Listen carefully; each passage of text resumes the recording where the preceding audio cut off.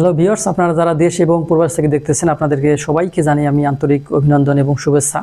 আজকে আমরা স্ট্রাপের লেন্থ বের করব। আপনারা জানেন আমি এখানে একটা কলামের সেকশন এঁকেছি। আপনারা কলাম সেকশন এবং বিম সেকশন একইভাবে এই স্ট্রাপের দৈর্ঘ্যগুলো নির্ণয় করতে পারবেন। আমরা কিন্তু আজকে সহজভাবে এই স্ট্রাপের দৈর্ঘ্যটা নির্ণয় করব। এখানে কিন্তু অনেক হিসাব থাকে, ভাঁজ এবং সেই হিসাবে 6BD যাই হোক এগুলো কিন্তু অনেক থাকে। তো আমি সেই দিকে যাব না। আজকে আমি সহজভাবে কিভাবে এই স্ট্রাপের দৈর্ঘ্যটা নির্ণয় করতে হয় সেই ফর্মুলাটা আমরা আজকে জানবো, এবং এইভাবে কিন্তু আপনারা সবাই এই ফর্মুলাটা খুব সহজেই বের করতে পারবেন। তো আমি প্রথমে এখানে একটা কলামের সেকশন আমরা এঁকেছি। এই সেকশনের ভিতরে 1 2 3 4 5 6 ছয়টা আমার ভার্টিক্যাল রড আছে। এটা যে কোনো ডায়া হতে পারে, হোক না 12 মিলি, হোক না 16 মিলি, হোক না 20 মিলি, যাই হোক না কেন এই ভার্টিক্যাল রডগুলোকে এক জায়গায় করার জন্য বা একত্রিত রাখার জন্য যে বারটা ব্যবহার হয় সেটা হচ্ছে স্ট্রাপ। আজকে বের করব।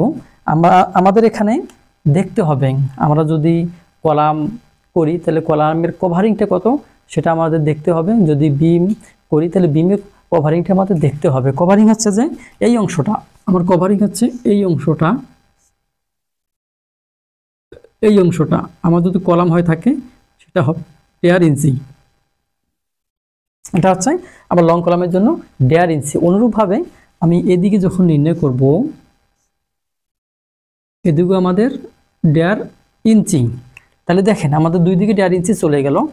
এরপরে নিচে আমরা যখন এই দিকে আসব, এখন আমাদের 1.5 ইঞ্চি।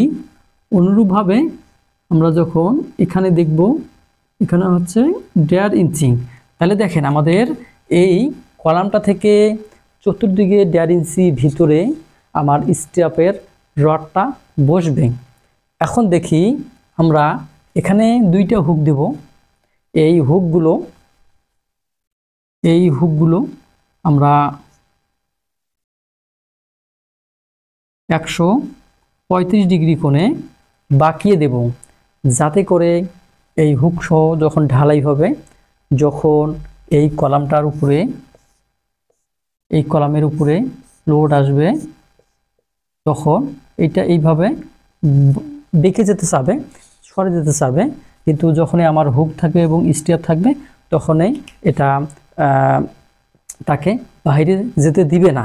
সেটা হচ্ছে এই যে মেইন রডগুলো, ভার্টিক্যাল রডগুলোকে বাইরে যেতে দিবে না। এই কারণে আমরা সবই বুঝলাম। এখন আমরা এই দৈর্ঘ্যটা নির্ণয় করব। আমাদের দৈর্ঘ্য নির্ণয় করার জন্য আগে বিমের সাইজটা জানতে হবে। সেটা বিমের সাইজ হোক, কলামের সাইজ হোক, সেটা আগে জানতে হবে। তো এখানে 10 ইঞ্চি বাই 15 ইঞ্চি একটা কলাম ধরেন, অথবা এটা বিমও ধরতে পারেন। আপনারা যেটা ধরেন না কেন একই সিস্টেম। এখন দেখি আমরা এখানে এই দুইটা মাপ পাবো, এই দুইটা মাপ পাবো, এখানে একটা, এখানে একটা, এই চারটে আমরা মাপ পাবো। তো আমরা যদি এখানে লিখি লেন্থ লিখি, আমরা কি করব, 2 গুণ দেব। 2 গুণ দেব এই কারণে যেহেতু আমরা এইটা আর এইটা পাশ একই, আবার এটা আর এটা পাশ একই। আমরা এখানে এই অংশটা আমাদের এ ধরি এবং এই অংশটা আমরা বি ধরি। এখন আমরা যেটা নির্ণয় করব, এটা নির্ণয় করব এখান থেকে এই অংশটা।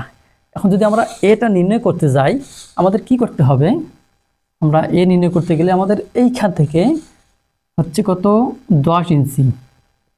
এখান থেকে আমার বাদ যাবে এইদিকে 1.5, এইদিকে 1.5, তাহলে আমাদের বাদ যাবে কত, এই যে 1.5 যোগ 1.5। এটা কিন্তু বাদ গেল, মনে রাখবেন এটা বাদ গেল। তাহলে 10 থেকে আমার 1.5 3, তাহলে থাকে কত, 7 ইঞ্চি। এবার আমরা বিটা নির্ণয় করব। আমরা এটা বি ধরছি, এই বিটা আমরা নির্ণয় করব। বিটা নির্ণয় করতে হলে কি করতে হবে, আমাদের এটা ফুল হাইট অর্থাৎ এটা কাভারিং সহ আমার 15 ইঞ্চি। এখান থেকে আমরা উপরে 1.5 ইঞ্চি, 1.5, নিচে হচ্ছে 1.5, এই 1.5 ইঞ্চি বাদ দিলাম। এখানে 1.5 আর 1.5 3, তাহলে 15 থেকে 3 বাদ গেলে কত থাকবে, 12 ইঞ্চি। আমরা কিন্তু পেয়ে গেছি। তাহলে আমাদের ফর্মুলাটা কি, ফর্মুলাটা হচ্ছে যে এ প্লাস বি। এখন একটা গুরুত্বপূর্ণ বিষয় আসি, সেটা হচ্ছে এই হুক, আমাদের হুকটা কত ইঞ্চি নিতে হবে। আমরা সচরাচর 8 মিলি 10 মিলি দিয়ে এই স্ট্র্যাপগুলো বা রিংগুলো তৈরি করে থাকি। আর এই হুক প্রতিটাই 3 ইঞ্চি, কিন্তু এদিকেও 3 ইঞ্চি, অনুরূপভাবে এদিকেও 3 ইঞ্চি, এখান থেকে এটা আমাদের 3 ইঞ্চি, এখান থেকে আমাদের এটা 3 ইঞ্চি। এখন আমরা যদি এই হুকটাকে 3 ইঞ্চি 3 ইঞ্চি করে নেই, তাহলে আমাদের এই হুকটা যখন আমরা পুরো রড কাটবো তখন কিন্তু অনেক বড় হয়ে যাবে। এখন কিসের জন্য বড় হবে এইখানে আমরা একটু দেখি। আমরা যখন একটা স্টিরাপ ভাঁজ করি বা বাঁক দেই, তখন কিন্তু দেখেন এইরকম স্টিরাপটা এইরকম বাঁকা হয়ে যায়, আবার এখানে এইরকম বাঁকা হয়, আবার অনুরূপভাবে এই বাঁকা হয়ে এই বাঁকা হয়। এই দেখেন এই বাঁকা হওয়ার কারণে এখানে কিন্তু কিছু রড কম লাগবে, মনে রাখবেন এইখানে কিছু রড কম লাগবে। যদি এইরকম হইতো তাহলে আপনার রডটা সঠিক লাগতো। যেহেতু আমরা বাঁকে নিব, যখন মিস্ত্রিরা এই রডটাকে বাঁকায় তখন কিন্তু এইভাবে এই কোণগুলো এইভাবে চলে আসে। এই কারণে আমরা শুধু যদি 3 ইঞ্চি ধরি, তাহলে আমাদের 1 2 3 4 এই 4টে কোণের জায়গায় আমরা 3 ইঞ্চি পেয়ে যাব। বাঁকা যখন করবে তখন 3 ইঞ্চি আমরা পাবো। তাহলে আমাদের দরকার হবে এখানে 3 ইঞ্চি অ্যাড করতে হবে। এই যে 3 ইঞ্চি আমরা অ্যাড করে দিলাম। এখন আমরা মানটা বসাই। 2 আমাদের থেকে থাকলো, এর মান হচ্ছে কত 7 ইঞ্চি, বির মান হচ্ছে 12 ইঞ্চি, প্লাস এখানে 13 ইঞ্চি 3 ইঞ্চি আমরা ইঞ্চিটা দিয়ে দিলাম। এখন এখানে 2 গুণন এই 12 এর সাথে যোগ করলে কত হবে, 12 সাথে 19, আমরা এখানে 19 ইঞ্চি দেব, যোগ 3 ইঞ্চি। তাহলে এখানে 19 দুগুণে আমরা যদি গুণ দেই 38 হবে।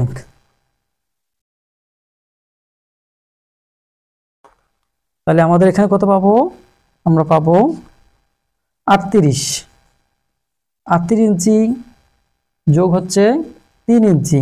তাহলে আমরা এই দুইটাকে যোগ করলে কত হবে, এই যে আমরা পেয়ে গেলাম 41 ইঞ্চি।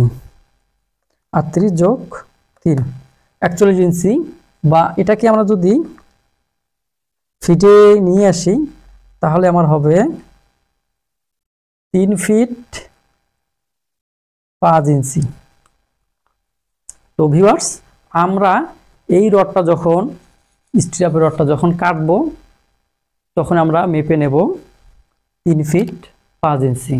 তো যাই হোক, আমার ভিডিও এখানে আমি শেষ করব। আপনারা যারা নতুন অবশ্যই চ্যানেলটি সাবস্ক্রাইব করবেন, এবং এই সম্বন্ধে বা সিভিল কনস্ট্রাকশন সম্বন্ধে যে কোনো প্রশ্ন আপনারা করতে পারেন, আমি সেটার উত্তর দেওয়ার চেষ্টা করব। আপনারা ভালো থাকেন, সুস্থ থাকেন। আজকের মতো বিদায়, আল্লাহ হাফেজ।